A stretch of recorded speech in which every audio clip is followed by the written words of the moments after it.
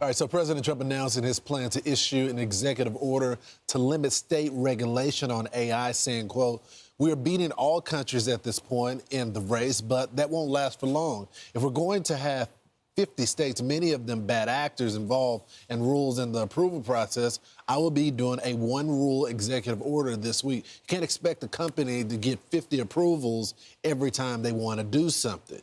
This comes as states like Florida have released proposals to regulate AI.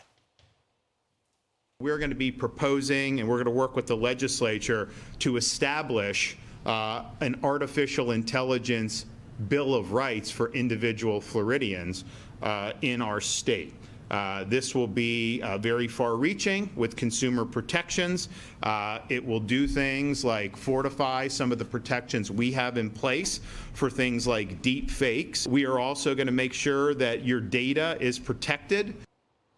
Let's bring in Kurt, the cyber guy. Okay, regulation when it comes to nefarious things like impersonating children or dead people. Yeah, up to no good. That is fine, but thinking you're going to regulate AI in a way to eliminate it, you're just setting yourself up for failure, right? Here is the problem, and good morning, Lawrence. Here's the problem.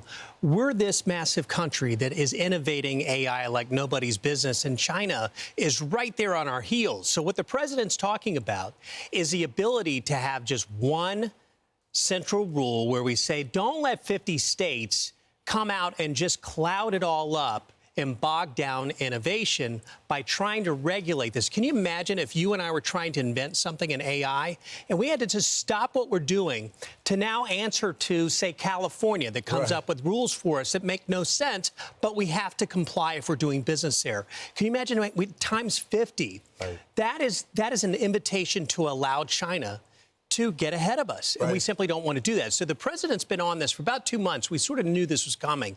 And so he's always had that tech bro hat on where he sees what's possible with AI.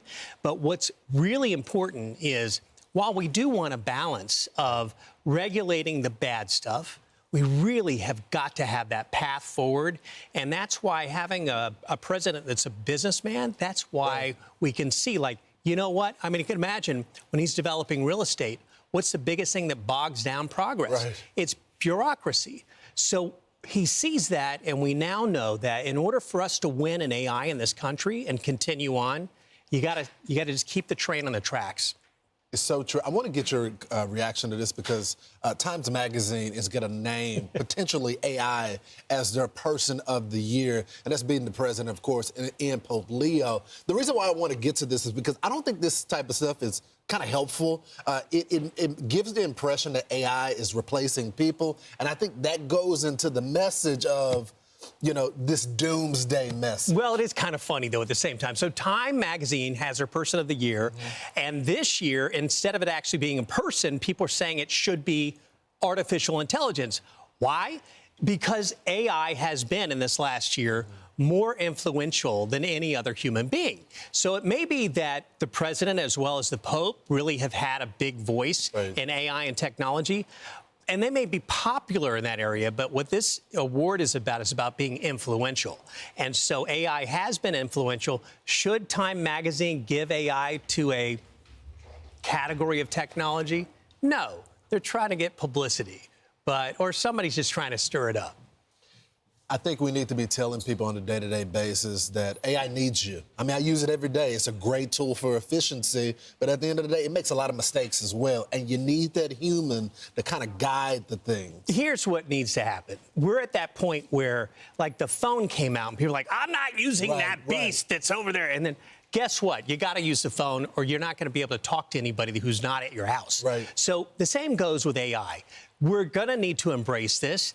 The smarter way forward is to embrace it and at the same time understand how you can be who you are, use it to empower you as a human being, and succeed that way. Such a good point. Kurt, the cyber guy, go to his website. He always has deals for you and great advice. Thanks, brother.